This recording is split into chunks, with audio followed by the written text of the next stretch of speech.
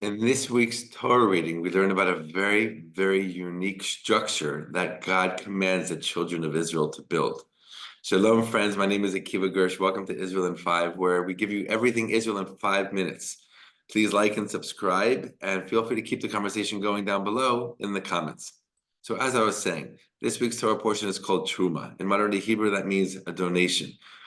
It's a big shift in the Torah this week, because up until now it's been stories and stories and stories for all of the book of Genesis and up until now a good half of the book of Exodus. And now we're learning about something very, very different. Now we're getting very, very detailed and learning about the commandment that God gives the children of Israel to build a sanctuary. In Hebrew, we call it a Mishkan. Right? And the Torah is going to spend a lot of time, not only in this week's Torah portion, but in many Torah portions to come, in an unparalleled amount of talking about the details, the structure of this Mishkan, of this sanctuary, how it's built, how big it should be, what should be done in it, who works in there. So many details are spent. A huge percentage of the entire Torah, of the entire Hebrew Bible, excuse me, is spent talking about this structure that just this week we're starting to learn about. Again, in Hebrew, it's called the Mishkan. In English, the sanctuary.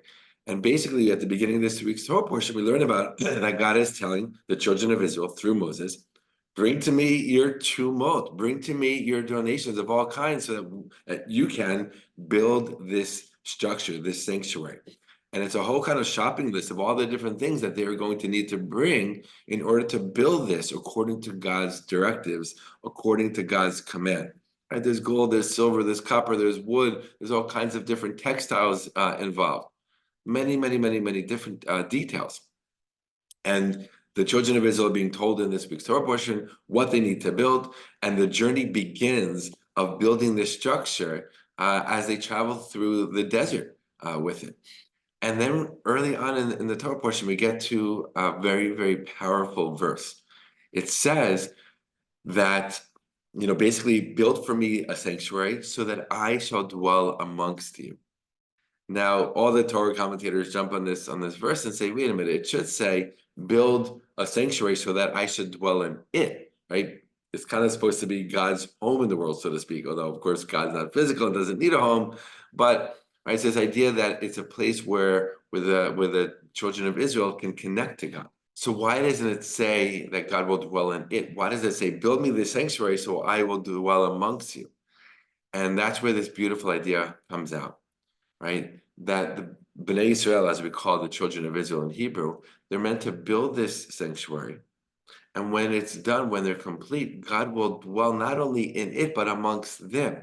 That this will be a resting place, so to speak, for the presence of God, right? And God will be found amongst the nation as a whole.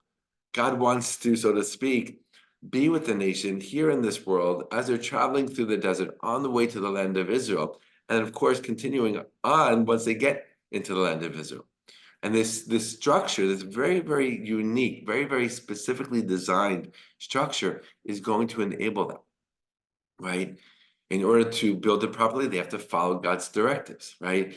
They have to bring the right materials, everything in the right measure, following all the different details, all the different laws, right? And if they do and when they do, God will see, yeah, they're following my ways. I will now dwell amongst them because that's really, really what I want.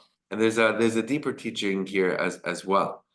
That the children of Israel are being told to take all these physical objects, very physical objects, gold and wood and fabrics and textiles and all these things, and make something holy out of them, make something spiritual out of them, right? This Mishkan, this sanctuary, is going to be a place of tremendous and powerful spirituality, of spiritual connection with God.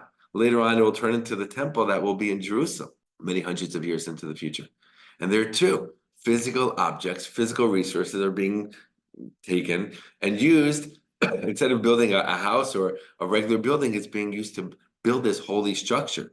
And as a result, because all of these physical pieces and parts and resources are being put together in a very specific way, right, according to God's way, therefore God's presence will dwell there and amongst the nation. Right? It becomes a receptacle, it becomes a medium, a vessel in which to receive, so to speak, God's presence, so that God's presence could be felt here in this world, which isn't so easy, right? We're living in a very, very coarse physical world. Right? It doesn't always make sense that we should be able to have a spiritual experience, within this world. Okay, maybe if you go away from this world up to the mountains, far away from everything and anything, maybe there you can have a spiritual experience. But no, the idea of the Mishkan, of the sanctuary, is right here in this world, right here amongst all the physicality of this world, you can have a spiritual experience. Take the physical things of this world, use them in the right way, use them in the proper way, right? Use them in a godly way, and you can experience God in this world.